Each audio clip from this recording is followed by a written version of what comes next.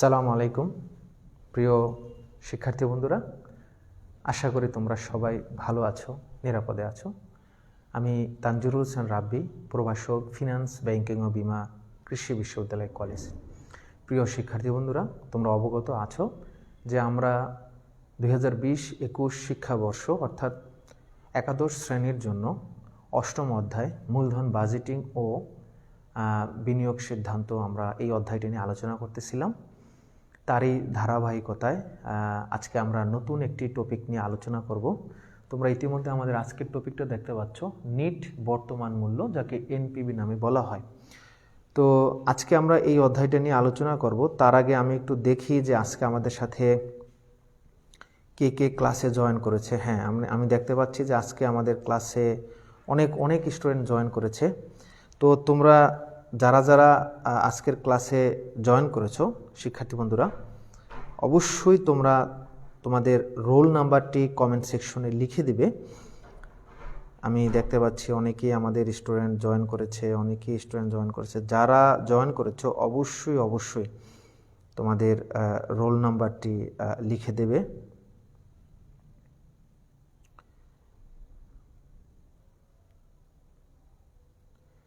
আমি দেখতে পাচ্ছি অনেক স্টুডেন্ট জয়েন করেছো, এবং তোমাদের যদি কোনো কোশ্চেন থাকে, অবশ্যই শিক্ষার্থী বন্ধুরা তোমাদের যদি কোনো কোশ্চেন থাকে সেই কোশ্চেনগুলোও লিখে দেওয়ার চেষ্টা করবে।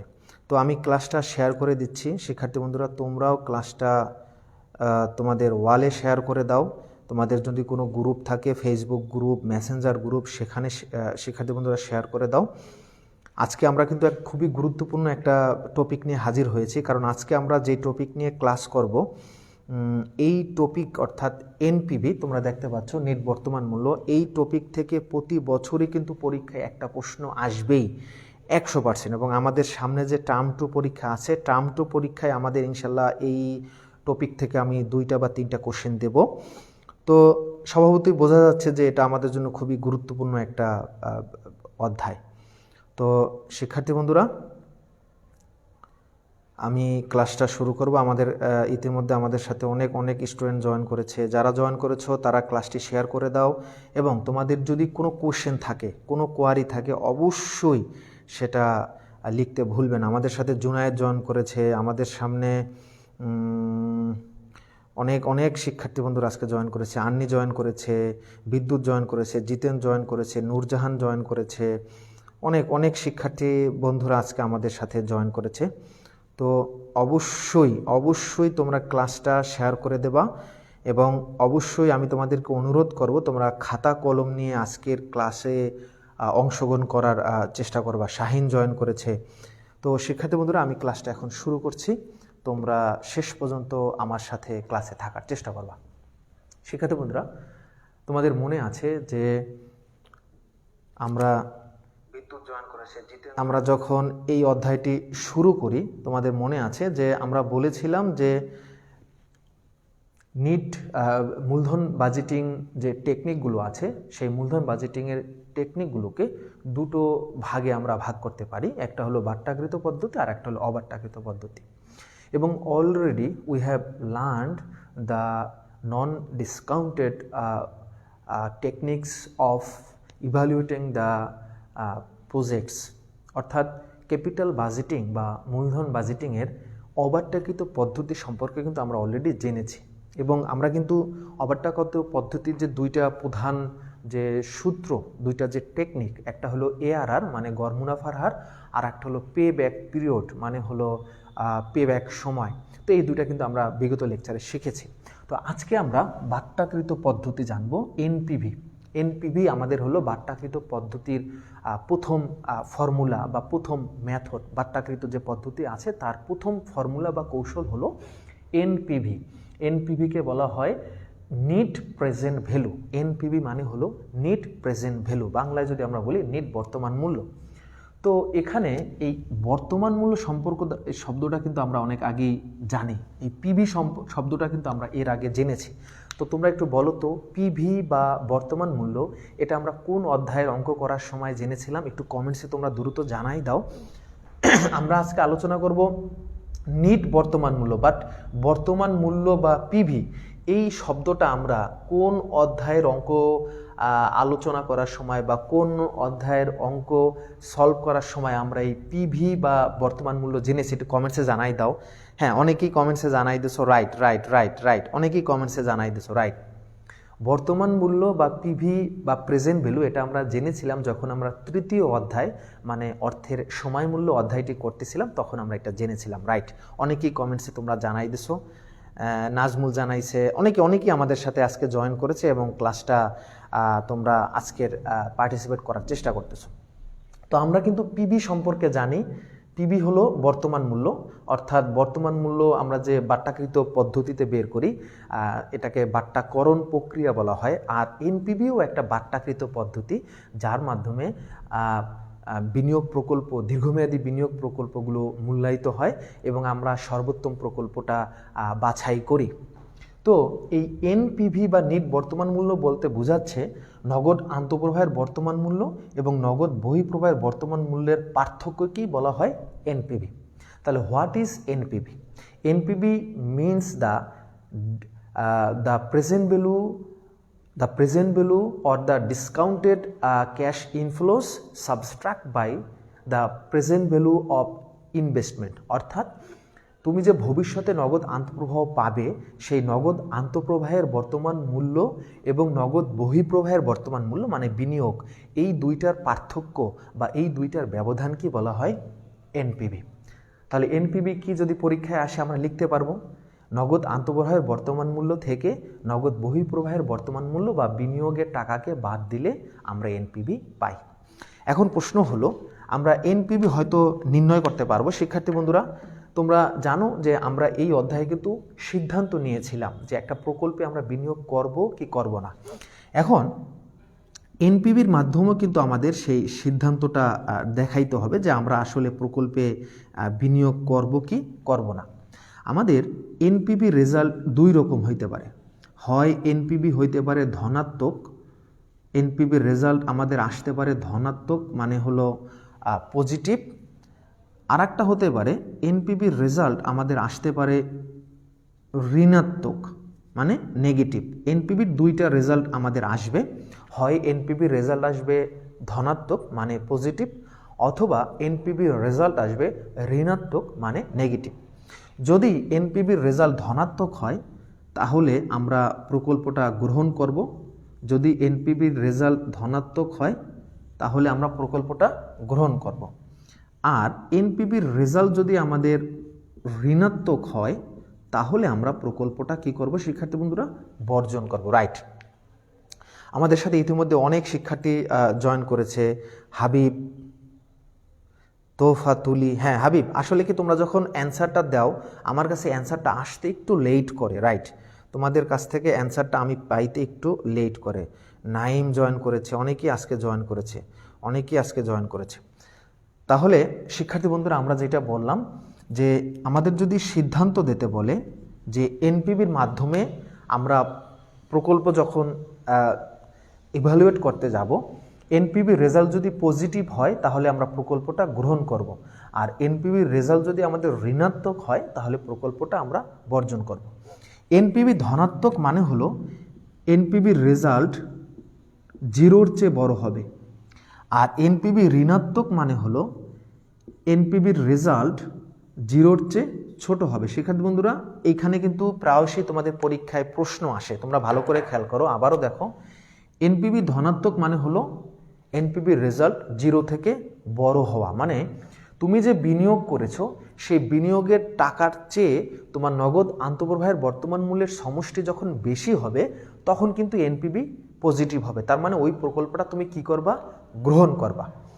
আর এনপিভি নেগেটিভ মানে হলো এনপিভির রেজাল্ট 0-র চেয়ে ছোট হবে, মানে নেগেটিভ রেজাল্ট আসবে। 0-র চেয়ে ছোট মানে নেগেটিভ।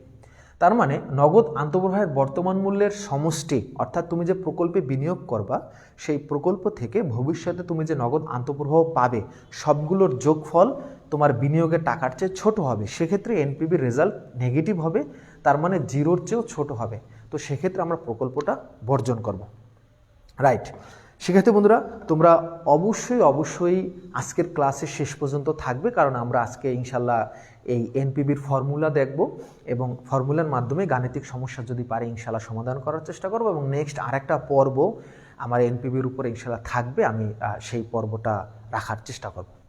তাহলে শিক্ষার্থী বন্ধুরা, আমরা ইতিমধ্যে জানতে পারলাম যে এনপিবির মাধ্যমে কিভাবে আমরা সিদ্ধান্ত নেব এবং এনপিবিটা কি সেটাও কিন্তু আমরা বুঝতে পারলাম যে এনপিবি মানে হলো নগদ আন্তঃপ্রবাহের বর্তমান মূল্যের সমষ্টি থেকে নগদ বহিঃপ্রবাহের বর্তমান মূল্য বা বিনিয়োগের টাকাকে আমরা বাদ দেব।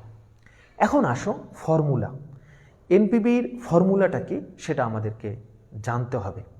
তো এনপিবির ফর্মুলা আমরা বের করার আগে তোমাদেরকে একটু আমরা স্মরণ করাই দিতে চাই যে যখন আমরা তৃতীয় অধ্যায়, তোমরা একটু খেয়াল করো শিক্ষার্থী বন্ধুরা, যখন আমরা তৃতীয় অধ্যায়ের অঙ্ক করতেছিলাম তোমাদের কি মনে আছে নগদ প্রবাহের কাহিনী কয়টা ছিল? একটু কমেন্টসে জানাও তো। যখন আমরা তৃতীয় অধ্যায় করতেছিলাম তখন তোমাদের মনে আছে নগদ প্রবাহের কাহিনী কয়টা ছিল? নগদ প্রবাহ কয় ধরনের কাহিনী হয়? আমার বিশ্বাস তোমরা অনেকেই এটা কমেন্টসে এখন জানাইতে পারবা, রাইট, অনেকেই কমেন্টসে জানাই দিচ্ছ যে নগদ প্রবাহের কাহিনী কয়টা হয়। তো নগদ প্রবাহের যে কয়টা কাহিনী আমরা দেখেছি, একটা কিন্তু ছিল, তোমাদের মনে আছে কিনা, অসমান বা মিশ্র নগদ প্রবাহ। অনেকেই কমেন্টসে কিন্তু আমাকে জানাই দিছো। নগদ প্রবাহের একটা হলো এককালীন, একটা হলো মিশ্র বা অসমান, আর একটা কি ছিল, সমান নগদ প্রবাহ। সমান নগদ প্রবাহ, যেটাকে আমরা শিক্ষার্থী বন্ধুরা বলেছিলাম বার্ষিকী, যেটাকে আমরা বলেছিলাম বার্ষিকী, রাইট। অনেকেই আমরা কিন্তু কমেন্টসে আজকে আমাকে জানাই দিচ্ছে যে তৃতীয় অধ্যায়ে যখন আমরা নগদ প্রবাহের কাহিনীগুলো দেখতেছিলাম যে নগদ প্রবাহের কাহিনী বিভিন্ন রকম হয়। একটা হলো অসমান বা মিশ্র নগদ প্রবাহ, একটা হলো সমান বা নগদ প্রবাহ, আর একটা হলো এককালীন। অনেকেই কিন্তু কমেন্টসে আমাকে জানাই দিচ্ছে, অনেকেই আজকে অনেক শিক্ষার্থীরা কিন্তু আজকে আমার সাথে ক্লাসে জয়েন করেছে, প্রাঙ্গণ জয়েন করেছে। হ্যাঁ, অনেকে উত্তর দিয়েছে, অতর্ণা উত্তর দিয়েছে, ফাহিম উত্তর দিয়েছে, হাবিব উত্তর দিয়েছে, আন্নি, বিভিন্ন রকম স্টুডেন্ট আমাদের বিভিন্ন উত্তর দিয়েছে। তার মানে এই যে নগদ প্রবাহের যে কাহিনীটা, ঠিক আছে, তো নগদ প্রবাহ তোমার কিন্তু আমি এই এনপিবি করতে যখন আমরা যাব, আমরা দুই ধরনের নগদ প্রবাহ দেখব। সেটা কীরকম সেটা আমি একটু তোমাদেরকে দেখাই, তোমরা তাহলে বুঝতে পারবা। ধরো তুমি একটা প্রকল্পে বিনিয়োগ করছো 10,000 টাকা, তো প্রথম বছরে তুমি 2,000 টাকা পাইছো, দ্বিতীয় বছরে ধরো তুমি 7,000 টাকা পাইছো, তৃতীয় বছরে ধরো তুমি 10,000 পেয়েছো, চতুর্থ বছরে ধরো তুমি 12,000 টাকা পেয়েছো। তাহলে এই যে তুমি টাকা পেয়েছো, তুমি যে টাকা তোমার প্রকল্প থেকে পাবে, তুমি ভবিষ্যতে টাকা প্রকল্প থেকে পাবে, এগুলোকে কিন্তু আমরা বলি নগদ আন্তঃপ্রবাহ। এগুলোকে আমরা কি বলি শিক্ষার্থী বন্ধুরা? নগদ আন্তঃপ্রবাহ। ধরো এইটার নাম আমরা দিই এ, এই প্রকল্পটার নাম আমরা দিই এ। আচ্ছা, আর একটা প্রকল্প আমরা নেই, ধরো বি প্রকল্প। এক্ষেত্রে প্রতি বছরই তুমি 7,000 টাকা করে তোমার নগদ আন্তঃপ্রবাহ হলো, ঠিক আছে। এখন তোমরা বলো এ প্রকল্পটা কেমন নগদ প্রবাহ আর বি প্রকল্পটা কেমন নগদ প্রবাহ? শিক্ষার্থী বন্ধুরা দ্রুত একটু কমেন্টসে জানাও। আমরা এখানে আমাদের দুইটা প্রকল্প আছে, একটা হলো এ প্রকল্প, একটা হলো বি প্রকল্প। এ প্রকল্পে আমরা প্রথম বছরে 2,000, পরের বছর 7,000, পরের বছর 10,000, পরের বছর 12,000। তো এই এ প্রকল্প যেটা আমরা দেখলাম, এটা কেমন ধরনের নগদ প্রবাহ, এটা কি অসমান না সমান, সেটা কমেন্টসে জানাবা। আর বি প্রকল্প যেটা আছে, এখানে দেখো প্রতি বছরই নগদ আন্তঃপ্রবাহ তোমার 7,000 হবে। তোমার বিনিয়োগ, ধরো তুমি এখানে বিনিয়োগ করছো, ধরো আমরা ধরে নিলাম, ধরো বিনিয়োগ হলো আমাদের 8,000 টাকা, এটা জাস্ট আমরা ধরে নিলাম। আমাদের বিনিয়োগ কত? 8,000 টাকা, জাস্ট এটা আমরা কি ধরে নিলাম। তাহলে এখন তোমরা বলো যে এখানে যে দুইটা নগদ প্রবাহ আছে, এ প্রকল্প যেটা আছে এটা কেমন নগদ প্রবাহ, আর বি প্রকল্প যেটা আছে এটা কেমন নগদ প্রবাহ, একটু কমেন্টসে জানাও। আমাদের সামনে কমেন্ট চলে এসেছে। ফাহিম বলেছে প্রথমটা হলো অসমান বা মিশ্র নগদ প্রবাহ, এবং দ্বিতীয়টা হলো সমান নগদ প্রবাহ। হ্যাঁ, ফাহিমের উত্তর সঠিক, হাবিবুল্লাহর উত্তর সঠিক, তারপর রুবেল যে উত্তর দিয়েছে রুবেলের উত্তর সঠিক, আন্নির উত্তর সঠিক, তোফাতুলি যে উত্তর দিয়েছে তারটাও সঠিক, নাহিদের উত্তর সঠিক, তর্নার উত্তর সঠিক। রাইট শিক্ষার্থী বন্ধুরা, তোমরা যারা উত্তর দিয়েছো ম্যাক্সিমাম সবাই উত্তরে সঠিক। এ প্রকল্প যেটা আছে নগদ প্রবাহ, এটা হলো অসমান, এটা হলো অসমান বা মিশ্র নগদ প্রবাহ। এটাকে আমরা বলতে পারি কি অসমান বা মিশ্র নগদ প্রবাহ। আর বি প্রকল্প যেটা আছে সেটা হলো সমান বা বার্ষিক। তো এই যে আমরা নগদ প্রবাহ জানলাম, যে দুই ধরনের নগদ প্রবাহ আমরা মাত্র জানলাম, তো আমরা যখন এনপিবির অঙ্ক করতে যাব তোমরা এই দুই ধরনের নগদ প্রবাহ এই এনপিবির উদ্দীপকগুলো সমাধান করার জন্য পাবে। একটা হলো সমান নগদ প্রবাহ, আর একটা হলো শিক্ষার্থী বন্ধুরা অসমান বা মিশ্র নগদ প্রবাহ। তাহলে আমাদের সমান নগদ প্রবাহের ক্ষেত্রে এনপিবি নির্ণয়ের একটা ফর্মুলা আমাদের শিখব, আর অসমান নগদ প্রবাহের ক্ষেত্রেও আমাদের এনপিবি নির্ণয়ের একটা ফর্মুলা শিখব। তার মানে একটা হলো সমান নগদ প্রবাহের ফর্মুলা, একটা হলো অসমান নগদ প্রবাহের ফর্মুলা। এখন আমরা ফর্মুলা দুটো একটু লিখে দিচ্ছি, তোমরা অবশ্যই খাতায় এটা লিখে রাখবে। তাহলে সমান নগদ প্রবাহের ফর্মুলাটা কি হবে সেক্ষেত্রে বন্ধুরা আমি একটু লিখে দিচ্ছি, তোমরা খেয়াল করো। অবশ্যই এটা কিন্তু তোমরা খাতায় সুন্দর করে লিখে নেবে। যদি নগদ প্রবাহ সমান হয় সেক্ষেত্রে এনপিবি নির্ণয়ের সূত্র হবে CF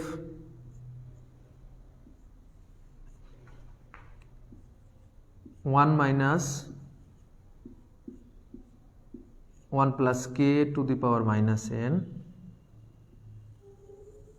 divided by k minus CF0।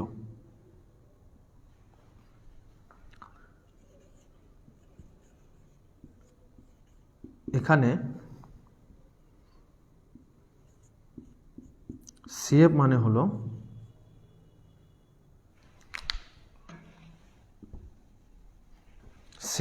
হলো সমান নগদ আন্তঃপ্রবাহ, কে মানে হলো কস্ট অফ ক্যাপিটাল বা মূলধন ব্যয়, কে মানে হলো কস্ট অফ ক্যাপিটাল বা মূলধন ব্যয়, এন মানে আমাদের যে বছর, আর CF0 মানে শুরুর বছর, মানে একেবারে শুরুতে, CF0 মানে একেবারে শুরুতে, CF0 মানে হলো নগদ বহিঃপ্রবাহ বা বিনিয়োগ, নগদ বহিঃপ্রবাহের বর্তমান মূল্য বা বিনিয়োগ, নগদ বহিঃপ্রবাহের বর্তমান মূল্য বা বিনিয়োগ। তাহলে শিক্ষার্থী বন্ধুরা আমরা কিন্তু CF0 মানে বিনিয়োগ লিখতে পারি, CF0 মানে প্রাথমিক বিনিয়োগ লিখতে পারি, CF0 মানে নগদ বহিঃপ্রবাহ লিখতে পারি, CF0 মানে নগদ বহিঃপ্রবাহের বর্তমান মূল্য লিখতে পারি। যেমন হাবিবুল্লাহ যে উত্তরটা দিয়েছে যে স্যার CF0 মানে প্রাথমিক বিনিয়োগ, হাবিবুল্লাহর উত্তর কিন্তু সঠিক আছে। হাবিবুল্লাহ যে উত্তরটা আমাদেরকে দিয়েছে হাবিবুল্লাহর উত্তর কিন্তু সঠিক। তাহলে শিক্ষার্থী বন্ধুরা আমরা কিন্তু এই যে এনপিবির সূত্রটা লেখলাম, তোমরা আশা করি স্ক্রিনে দেখতে পাচ্ছ, যে যখন নগদ প্রবাহ সমান হবে, যখন নগদ প্রবাহটা আমাদের সমান হবে তখন এনপিবি নির্ণয়ের সূত্রটা আমাদের এই ফরম্যাটে হবে। এনপিবি = CF, CF মানে হলো যেটা আমরা আগে বলছি কিস্তি। আমরা যখন তৃতীয় অধ্যায়ের অঙ্ক সমাধান করতে গিয়েছিলাম তখন তোমাদের খেয়াল আছে যে CF এর জায়গায় আমরা কি লিখেছিলাম, PMT। CF এর জায়গায় আমরা কি লিখেছিলাম শিক্ষার্থী বন্ধুরা, PMT। PMT মানে কি, কিস্তির পরিমাণ, আর কিস্তি মানে হলো সমান নগদ প্রবাহ। তো এখানে সিএফ মানে হলো সমান নগদ আন্তঃপ্রবাহ, অর্থাৎ ভবিষ্যতে যে তুমি প্রকল্প থেকে যে টাকাগুলো তোমার আসবে, যেটাকে আমরা বলি ক্যাশ ইনফ্লো, তো এটাকে আমরা সিএফ দিছি। বইতে হয়তো দেখবা সিএফ এর নিচে একটা টি দেওয়া আছে। টি মানে হলো সিএফ তো আসলে অনেকগুলো থাকবে, 3, 4টা বা 5টা 6টা এরকম সিএফ থাকবে। টি মানে হলো ওইটা টোটাল সমষ্টি আর কি, এখানে ধরা হয়েছে CF1, CF2, CF3 এরকম। কে মানে হলো কস্ট অফ ক্যাপিটাল বা মূলধন ব্যয়। এন মানে হলো বছর, আমাদের যদি 4 বছর থাকে তাহলে এনের মান 4 হবে, যদি 5 বছর থাকে এনের মান 5 হবে। CF0 মানে হলো একটা প্রকল্পের তুমি কিন্তু শুরুতে বিনিয়োগ করো, যেটাকে আমরা বলি নগদ বহিঃপ্রবাহ। তুমি একটা প্রকল্পেই শুরুতেই কিন্তু তুমি কিন্তু টাকা পাওয়া শুরু করো না। ধরো তুমি একটা ফটোকপি মেশিন কিনেছো, প্রথমে কিন্তু তোমাকে ইনভেস্ট করতে হবে, প্রথমে বিনিয়োগ করতে হবে, দেন তুমি ফটোকপি করে তোমার টাকাটা উঠে আসবে।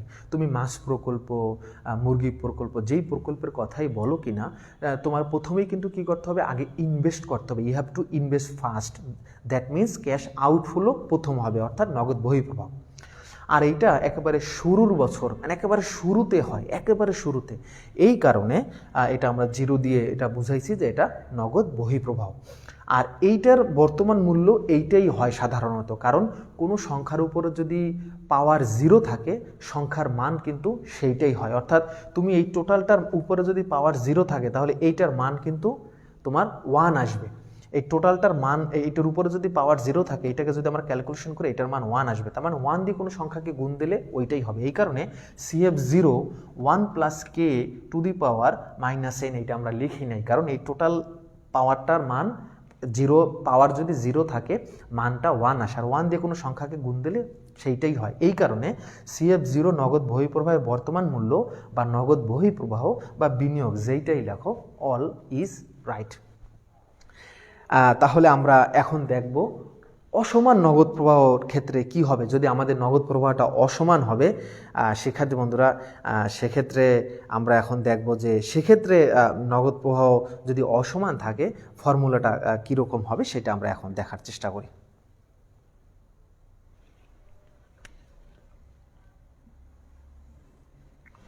যদি নগদ প্রবাহ অসমান হয়, সেক্ষেত্রে আমাদের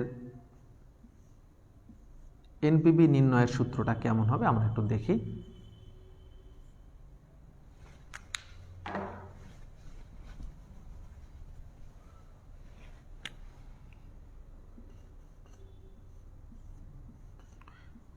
যদি নগদ প্রবাহটা অসমান হয়, সেক্ষেত্রে অবশ্যই কয়েক বছরের নগদ আন্তঃপ্রবাহ আমাদের প্রশ্নে দেওয়া থাকবে। ধরো 3 বছর দেওয়া আছে, আমরা জাস্ট উদাহরণস্বরূপ ধরে নিলাম।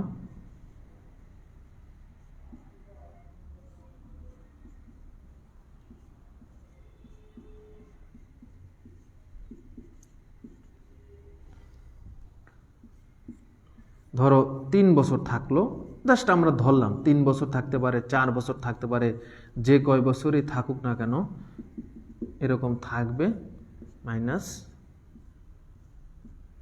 CF0।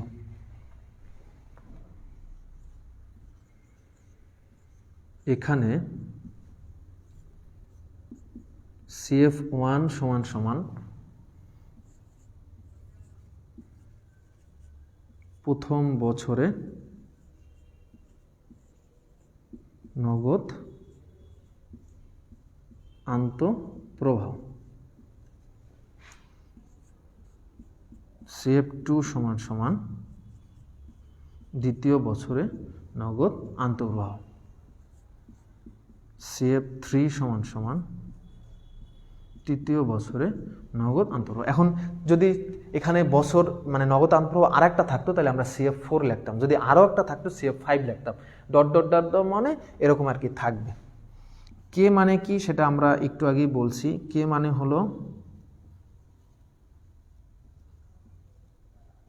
মূলধন ব্যয়, আর CF0 মানে হলো নগদ বহিঃপ্রবাহ বা বিনিয়োগ। নগদ বহিঃপ্রবাহ বা বিনিয়োগ। শরীফ কমেন্ট করছে, জি স্যার বুঝতে পেরেছি, থ্যাঙ্কস শরীফ। আমার একজন বন্ধু আমিন তৌহিদ আমার ছোটোবেলার জিলা স্কুলের বন্ধু, সে আমার ক্লাস দেখতেছে, থ্যাংক ইউ। আমাদের সাথে জয়েন করেছে রেজাউল, জয়েন করেছে মৃত্তিকা, জয়েন করেছে, অনেক স্টুডেন্ট আমাদের সাথে আজকে জয়েন করেছে, রাইট। তাহলে শিক্ষার্থী বন্ধুরা, আমরা এনপিভি বা নেট বর্তমান মূল্য বের করার দুটো ফর্মুলা শিখেছি, উই হ্যাভ লার্নড। একটা হলো সমান নগদ প্রবাহ থাকলে আমরা কি সিস্টেমে অঙ্কটা করব, আর যদি অসমান নগদ প্রবাহ থাকে, যেটাকে আমরা বলছি মিশ্র নগদ প্রবাহ থাকে, তাহলে কিভাবে করব আমরা কিন্তু দেখেছি। এখন আমরা যে কাজটা করব, এখন আমরা বই থেকে একটা অঙ্ক করব। তোমাদের যাদের কাছে বই আছে ভালো, বই না থাকলেও সমস্যা নাই, আমি বই না থাকলেও সমস্যা নাই, আমি চেষ্টা করব আমি উদ্দীপকটা তুলে দিতে। তোমরা বইয়ের পৃষ্ঠা নাম্বার 675 উদাহরণ 7 বের করো। বইয়ের পৃষ্ঠা নাম্বার 675 উদাহরণ 7 তোমরা বের করো। আমরা এই প্রশ্নটা সমাধান করার চেষ্টা করব। আমি আবারও বলতেছি, বইয়ের পৃষ্ঠা নাম্বার 675 উদাহরণ 7, এইটা আমরা আজকে ইনশাল্লাহ সলভ করার চেষ্টা করব শিক্ষার্থী বন্ধুরা। তো তোমাদের যাদের কাছে বই নাই সমস্যা নাই, আমি এখানে প্রশ্নটা তুলে দেওয়ার চেষ্টা করতেছি, তোমরা সাথে থাকার চেষ্টা করো শিক্ষার্থী বন্ধুরা, তাহলেই হবে। এখানে দেখো কি বলছে, এখানে বিনিয়োগ, এখানে হলো বছর হলো 5টা, হ্যাঁ 5টা বছর আমাদের এখানে দেওয়া আছে শিক্ষার্থী বন্ধুরা। এখানে আমাদের বছর হলো 5টা দেওয়া আছে।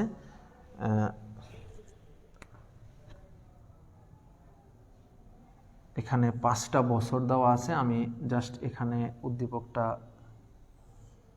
আঁকা করার চেষ্টা করতেছি। বছর হলো 5টা, 1 2 3 4 5, এবং প্রথম বছরে নগদ আন্তঃপ্রবাহ 4000 4000 3000 5000 2000। নগদ আন্তঃপ্রবাহ 4000 4000 3000 5000 2000 3000 5000 2000। আমাদের বিনিয়োগ দেওয়া আছে 10,000 এবং মূলধন ব্যয় হলো 10%। আমাদের বিনিয়োগ দেওয়া আছে 10,000 টাকা ও মূলধন ব্যয় দেওয়া আছে, মানে কে, মূলধন ব্যয়ের কিন্তু অনেকগুলো নাম থাকতে পারে শিক্ষার্থী বন্ধুরা, মূলধন ব্যয়ের অনেকগুলো নাম থাকতে পারে। মূলধন ব্যয়ের কিন্তু সুযোগ ব্যয় নামে থাকতে পারে, বাট্টার হার নামে থাকতে পারে, মূলধন ব্যয় কিন্তু অনেকগুলো নামে থাকতে পারে, ঠিক আছে। মূলধন ব্যয় অনেক নামই থাকতে পারে, ওকে। পৃষ্ঠা নাম্বার 675 উদাহরণ 7। তাহলে এই হলো আমাদের উদ্দীপক। আমাদের এখানে নির্ণয় করতে বলছে, এখানে আমাদের নির্ণয় করতে হবে এনপিভি হোয়াট আর সিদ্ধান্ত কি হবে। আমাদের এখানে দুইটা বিষয় আমরা নির্ণয় করব শিক্ষার্থী বন্ধুরা। একটা হলো এখানে আমাদের এনপিভি কত, অর্থাৎ এই উদ্দীপকটার এনপিভি আমাদের নির্ণয় করতে হবে, এবং একই সাথে আমাদের নির্ণয় করতে হবে আমাদের সিদ্ধান্তটা কি হবে। তাহলে এখন আমরা এনপিভি নির্ণয় করতে যাচ্ছি। তোমরা বলো তো, এখানে যে নগদ প্রবাহটা দেওয়া আছে, এটা কি সমান নগদ প্রবাহ না মিশ্র নগদ প্রবাহ, মানে সমান নগদ প্রবাহ নাকি অসমান বা মিশ্র নগদ প্রবাহ? একটু কমেন্টসে তোমরা জানাই দাও, তারপরে আমি সূত্রটা চলে যাব, আমার সূত্রে চলে যাব। হ্যাঁ, অনেকেই কমেন্টসে শুরু করেছে, দেওয়া শুরু করছে। এখানে ফাহিম উত্তর দিয়েছে, এখানে যে নগদ প্রবাহটা আছে এটা প্রথম বছরে 4000, পরের বছরে 4000 পর, মানে তার মানে নগদ প্রবাহ এখানে কিন্তু সমান না, এক এক বছরে নগদ আন্তঃপ্রবাহ এক এক রকম। তার মানে আমরা এটা বলতে পারি এখানে যে নগদ প্রবাহটা দেওয়া আছে এটা হলো মিশ্র বা অসমান নগদ প্রবাহ। হাবিবের উত্তর সঠিক, রুবেলের উত্তর সঠিক, তন্নার উত্তর সঠিক, প্রত্যয়ের উত্তর সঠিক, আন্নির উত্তর সঠিক, রাইট। তাহলে আমরা যে সূত্রটা এখানে এনপিভি বের করার জন্য ব্যবহার করব সেটা হলো আমাদের দ্বিতীয় সূত্রটা, অর্থাৎ এই পাশে যে সূত্রটা আমরা ব্যবহার করছিলাম, শিক্ষার্থী বন্ধুরা তোমাদের মনে আছে এই পাশে যে সূত্রটা আমরা ব্যবহার করছিলাম সেই সূত্রটা ব্যবহার করে আমরা এখন এনপিভি নির্ণয় করব। তাহলে অঙ্কটা আমরা শুরু করি। সমাধান।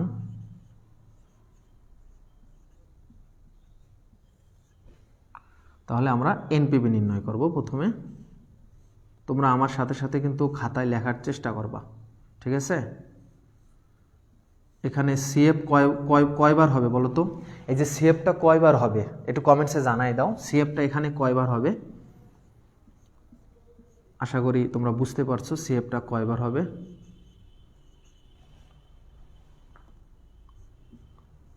সিএফ 2 দ্বিতীয় বছরের নগদ আন্তঃপ্রবাহ,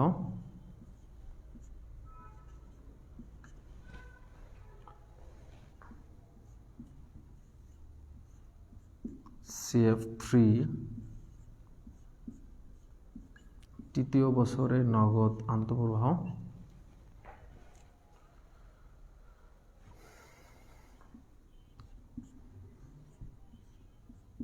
সিএফ 4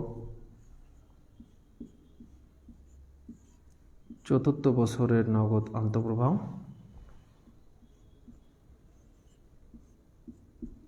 সিএফ 5 পঞ্চম বছরের নগদ আন্তঃপ্রবাহ, মাইনাস হলো আমাদের বিনিয়োগের টাকা, আমরা বিনিয়োগ যত করছি। প্রত্যয় উত্তর দিয়েছে 5 বার রাইট, হাবিব উত্তর দিয়েছে 5 বার রাইট, ফাহিম উত্তর দিয়েছে 5 বার রাইট, তন্না উত্তর দিয়েছে 5 বার রাইট, সকলের উত্তর সঠিক। এখন আমরা মান বসাবো। বলো সিএফ 1-এ কত হবে? কমেন্টসে জানাও। সিএফ 1 মানে কি? আমি এখানে ব্যাখ্যা লিখলাম না, পরীক্ষার সময় তোমরা ব্যাখ্যা লেখার চেষ্টা করবা, কারণ সূত্রের জন্য 1 মার্ক, ব্যাখ্যার জন্য 1 মার্ক, সূত্রে মান বসানোর জন্য 1 মার্ক, যদি গ হয় তাহলে 3 মার্ক, আর যদি এটা উচ্চতর দক্ষতা হয় তাহলে সিদ্ধান্তর জন্য আরও 1 মার্ক। তাহলে আশা করি তোমরা বুঝতে পারছো। তোমরা একটু কমেন্টসে জানাও। হ্যাঁ, অনেকে কিন্তু শুরু করছো। সিএফ 1 কত লিখে ফেলো, সিএফ 2 কত লিখে পড়ো, দ্রুত কমেন্টসে তোমরা জানাই দাও শিক্ষার্থী বন্ধুরা। ফাহিম উত্তর দিয়েছে সিএফ 1। সিএফ 1 মানে হলো, সিএফ 1 কোনটা হবে? এইটা। সিএফ 1 মানে হলো প্রথম বছরে নগদ আন্তঃপ্রবাহ। তাহলে সিএফ 1 এর মান আমরা পেয়ে গেলাম 4000। কে এর মান কত বলো তো? কে কত? কে মানে কি? মূলধন ব্যয়। কে মানে মূলধন ব্যয়, বাট্টার হার, সুযোগ ব্যয়, বিভিন্ন নামে থাকতে পারে। কে মানে 10%। 10%কে আমরা কিভাবে লিখতে পারি? 0.10। মনে রাখবা, পার্সেন্টকে দশমিকে কনভার্ট করার সময় যদি 2 সংখ্যা বিশিষ্ট পার্সেন্ট থাকে, তাকে দশমিকে নিতে হলে ওই 2 সংখ্যাই রাখতে হবে। তার মানে দোসর থাকলে দোসরই থাকবে। এখানে 2 অঙ্ক বিশিষ্ট, তার মানে এখানে দোসর আছে, তুমি যদি দশমিকে নাও এইটাই থাকবে। বাট এটা যদি থাকতো 2%, তাহলে কিন্তু একক সংখ্যার পার্সেন্টকে তুমি যদি দশমিকে নিয়ে আসো তাহলে আগে একটা শূন্য বসাবা। Right right right right right Habib উত্তর সঠিক, জুনায়েদ উত্তর সঠিক, আন্নে উত্তর সঠিক, প্রত্যয় উত্তর সঠিক, শরীফুল উত্তর সঠিক। রাইট, অনেকেই আমাদের সঠিক উত্তর দেওয়ার চেষ্টা করতেছো। তাহলে দ্রুত তোমরা এইটা একটু নির্ণয় করো। নগদ আন্তঃপ্রবাহের বর্তমান মূল্য কত বের হয় সেটা দ্রুত কমেন্টসে জানাও, এবং টোটাল রেজাল্টটা কত হয় সেটা একটু দ্রুত কমেন্টসে জানাই ফেলো। আচ্ছা, এখন বলো প্রথম বছরে এনের মান কত হবে? এনের মান প্রথম বছরে কত হবে আমরা জানি, একটু কমেন্টসে তোমরা দ্রুত জানাও। প্রথম বছরে এনের মান কত হবে? আমরা জানি যে বর্তমান মূল্য নির্ণয় করার ক্ষেত্রে চিকনটা আগে, আমরা এটা তৃতীয় অধ্যায়ে শিখেছি। তার মানে আগে হবে 1, পরে হবে 2, পরে 3, পরে 4, পরে 5, এইভাবে। আর প্রত্যেকটার আগে আমাদের একটা করে মাইনাস হবে, -1। পরেরটা হলো আমাদের আবার 4000 আছে,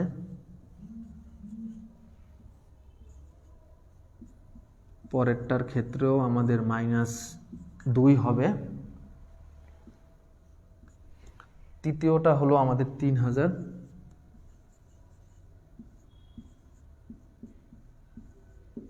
এইটার ক্ষেত্রে হবে -3, চতুর্থটা হলো 5000,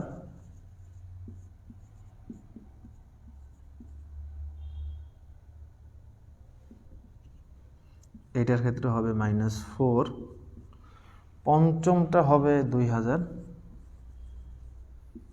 এইটার ক্ষেত্রে হবে -5,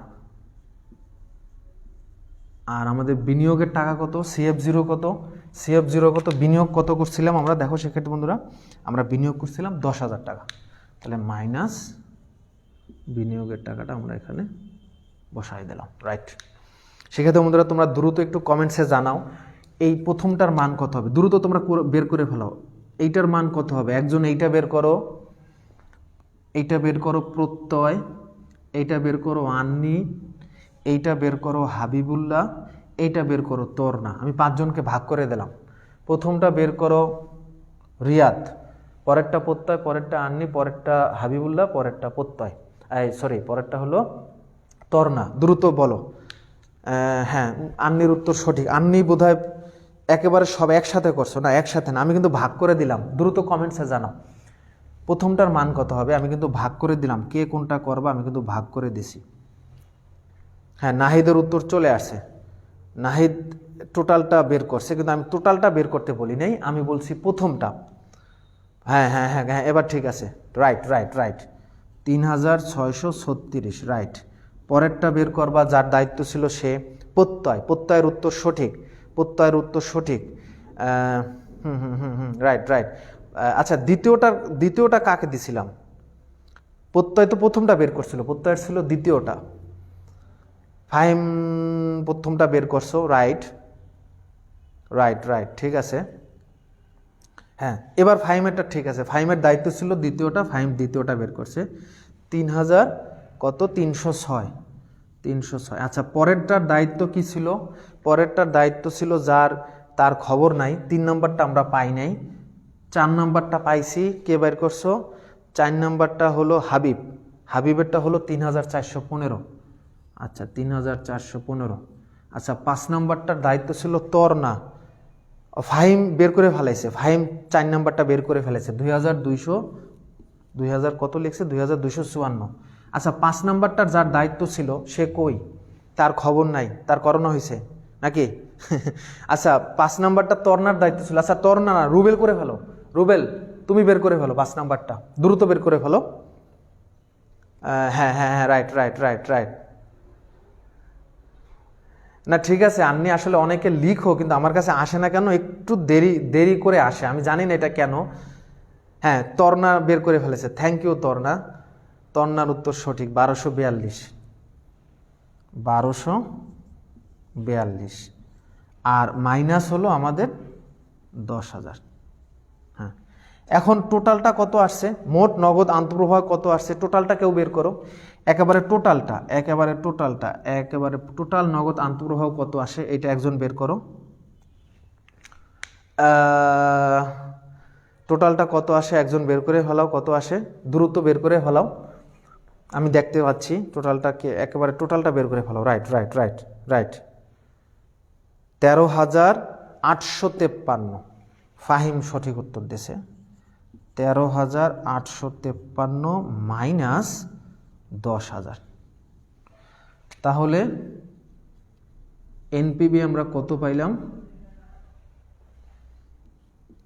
3,853 টাকা। তাহলে শিক্ষার্থী বন্ধুরা এনপিবি আমরা পেয়ে গেছি, রাইট রাইট। আন্নি সবাই সঠিক উত্তর দিয়েছো, আন্নি, রুবেল, ফাহিম সবাই সঠিক উত্তর দিয়েছো। তাহলে এনপিবি আমরা পেয়ে গেছি শিক্ষার্থী বন্ধুরা, এনপিবি আমরা পেয়েছি 3,853 টাকা, রাইট। নাহিদের উত্তর সঠিক, তরনার উত্তর সঠিক, জুনায়েদের উত্তর সঠিক, রাইট। 3,853 টাকা। এখন সিদ্ধান্তটা একটু এক লাইনে লিখে দাও তো, একেবারে ঠিক 10 সেকেন্ড সময় লিখে দাও, আমরা কি এই প্রকল্পটা গ্রহণ করব না বর্জন করব, দ্রুত এক লাইনে লিখে দাও। প্রত্যয়ের উত্তর সঠিক। এনপিবি আমাদের বের হয়েছে 3,853, তার মানে এই যে প্রকল্প বা এই যে সম্পত্তি, এটা আমি কি কিনবো বা এই প্রকল্পে আমি বিনিয়োগ করবো কিনা, একটু দ্রুত জানাই দাও। রাইট রাইট রাইট রাইট, হ্যাঁ হ্যাঁ হ্যাঁ, অনেকেই লিখছো হ্যাঁ করব করব করব করব।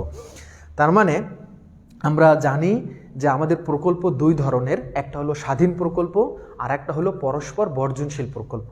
যদি প্রকল্প স্বাধীন হয় সেক্ষেত্রে এনপিবি পজিটিভ হলে আমরা প্রকল্পটা গ্রহণ করি, আর এনপিবি নেগেটিভ হলে আমরা প্রকল্পটা বর্জন করি।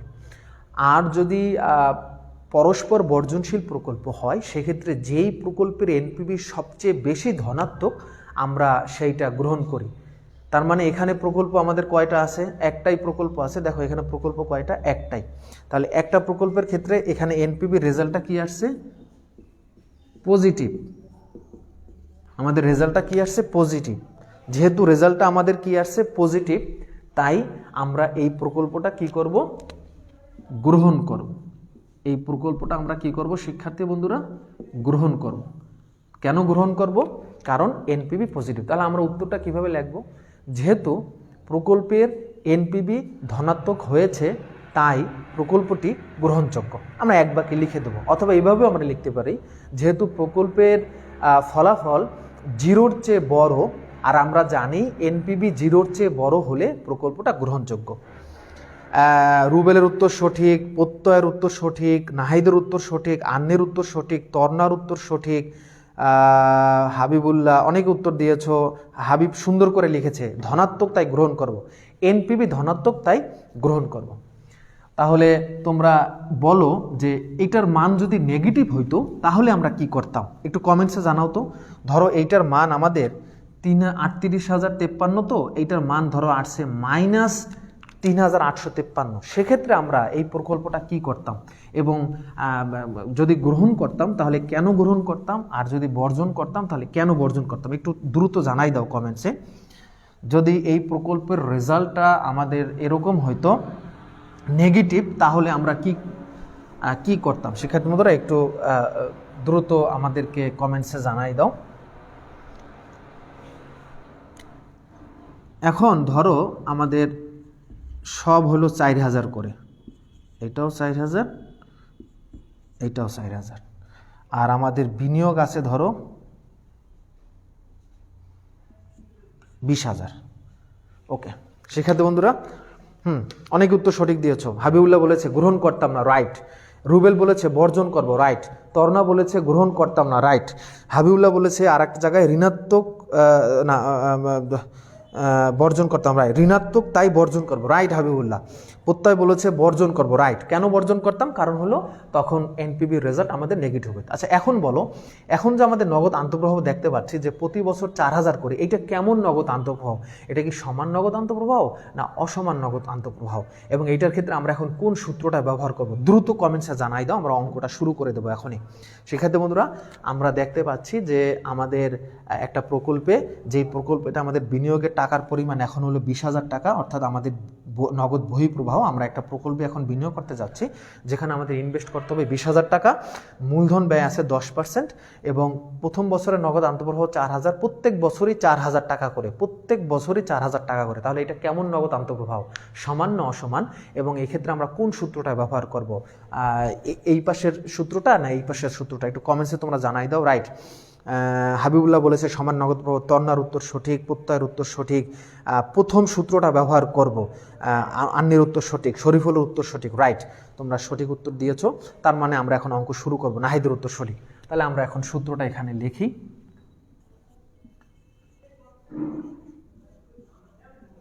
সমাধান লিখি। এনপিভি যেহেতু এখন সমান নগদ আন্তঃপ্রবাহ, তাহলে সূত্র হবে আমাদের এইটা 1 - 1 + k to the power -n divided by k minus CF0। হ্যাঁ রাইট। এখন বলো এখানে CF মানে কি?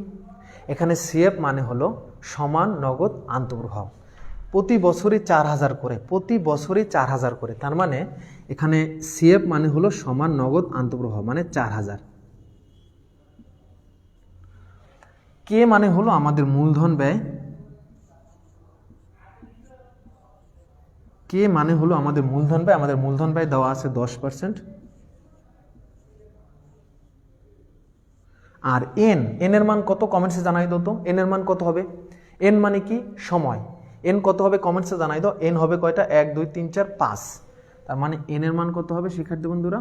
5। নিচেও আবার কে এর মান লিখলাম। আর CF0 কত হবে? 20,000, আগে কিন্তু 20,000 ছিল না, আগেরটার মান কত ছিল? আগেরটার মান ছিল কিন্তু 10,000, রাইট। ফাহিমের উত্তর সঠিক, ফাহিমের উত্তর সঠিক, রুবেলের উত্তর সঠিক, হাবিবের উত্তর সঠিক, রাইট। অনেকের উত্তর সঠিক। ও নাহিদ, চমৎকার, নাহিদ একেবারে সূত্র লিখে দিয়েছে, থামস আপ। তর্নার উত্তর সঠিক, রাইট। এখন আমরা মানটা বসাবো। তোমরা এইটার মান কত একটু দ্রুত বের করে ফেলো তো। এই অংশটার, শুধু এই অংশটার মান কত হবে? এই যে এইটার মান কত হবে? এটা একটু দ্রুত বের করে ফেলো শিক্ষার্থী বন্ধুরা।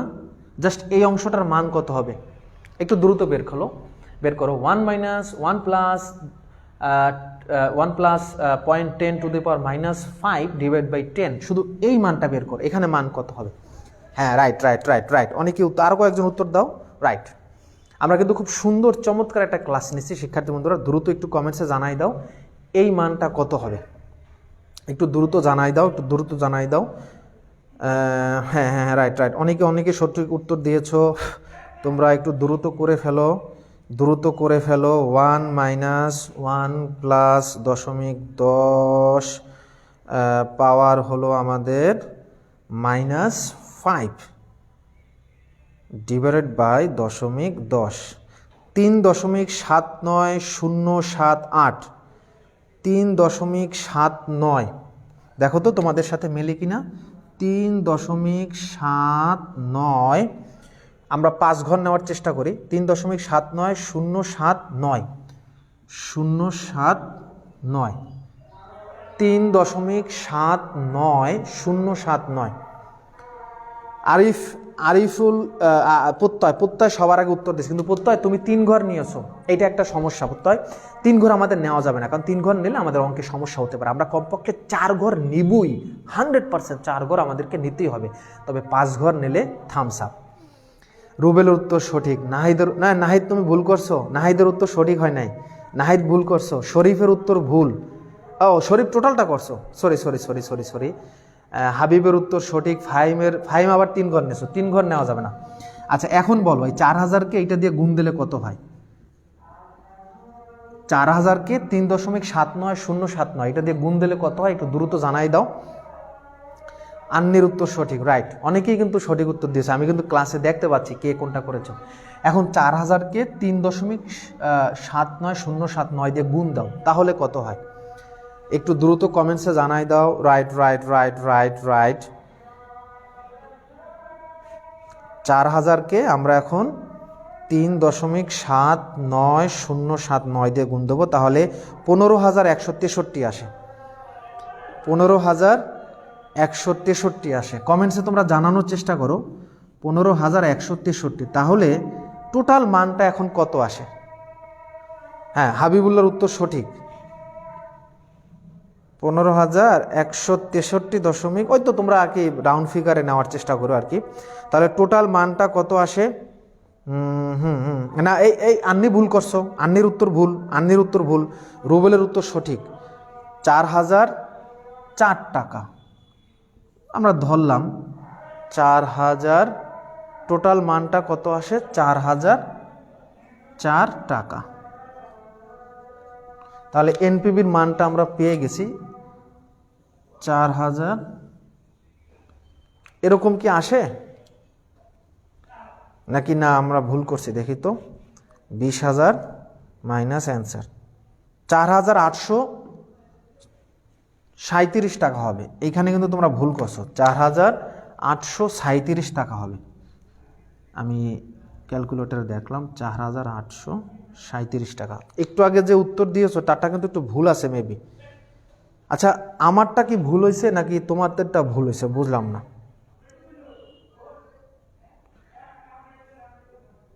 এই তো, এই নাহিদ এর আগে যে উত্তরগুলো দিয়েছো তার ভুল হয়েছে। যেমন ফাহিমের উত্তর ভুল, ফাহিমের উত্তরটা হয় নাই।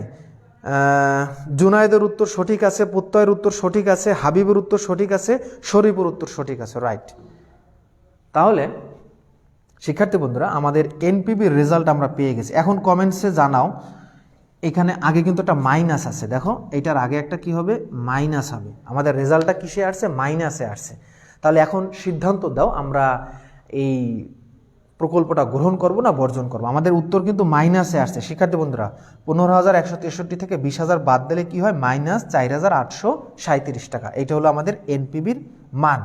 তাহলে এখন তোমরা সিদ্ধান্ত দাও যে আমরা এই প্রকল্পটার এনপিবির রেজাল্ট হয়েছে ঋণাত্মক, তাহলে আমরা প্রকল্পটা গ্রহণ করব না বর্জন করব। জুনায়েদ খান লিখেছে বর্জন করব, শরীফুল ইসলাম লিখেছে ঋণাত্মক হবে বর্জন করব।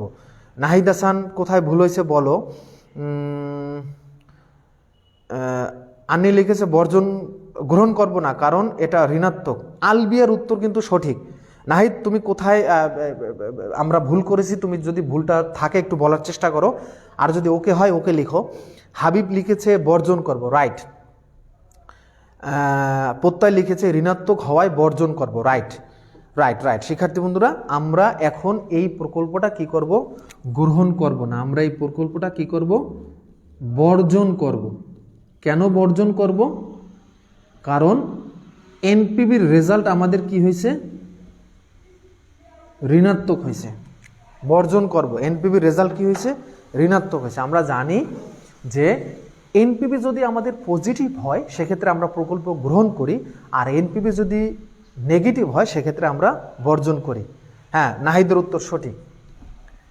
তো শিক্ষার্থী বন্ধুরা, যদি বিষয়টা এরকম থাকতো তাহলে কি করতাম? ধরো পরস্পর বর্জনশীল প্রকল্প, তোমরা এখন একটু উত্তর দেওয়ার চেষ্টা করো, আমি ক্লাসটা কিন্তু শেষ করে দেব। ধরো আমাদের 3টা প্রকল্প আছে, এ বি সি। এর এনপিবি ধরো আসছে 50, বি এর এনপিবি ধরো আসছে 60, আর সি এর এনপিবি আসছে ধরো 40। সেক্ষেত্রে আমরা কোনটা গ্রহণ করব একটু কমেন্টসে জানাও। আচ্ছা, আর একটা কেস হইল এ এর এনপিবি হইল -10, বি এর এনপিবি হইল -20, আর সি এর এনপিবি হইল ধরো 7। সেক্ষেত্রে কোনটা গ্রহণ করব একটু দ্রুত কমেন্টসে জানাও। আর একটা কেস হইল এ এর এনপিবি হইল -10, বি এর এনপিবি হইল 0, আর সি এর এনপিবি হইল -12। একটু দ্রুত কমেন্টসে জানাও শিক্ষার্থী বন্ধুরা, একটু দ্রুত কমেন্টসে জানাও। এই যে 3টা কেস আমরা দেখলাম, ধরো এইটাকে আমরা দিলাম ক, এইটাকে দিলাম খ, এইটাকে দিলাম গ। তাহলে বলো তো কোনটার ক্ষেত্রে কোনটা নেব? আচ্ছা, হ্যাঁ নাহিদ তোমাকে ধন্যবাদ। আচ্ছা নাহিদ বুঝতে পারিনি, ঠিক আছে। হ্যাঁ আচ্ছা, এখন উত্তর দিয়েছো, হাবিব উত্তর দিয়েছো এইটার ক্ষেত্রে বিটা গ্রহণ করব, তাই না?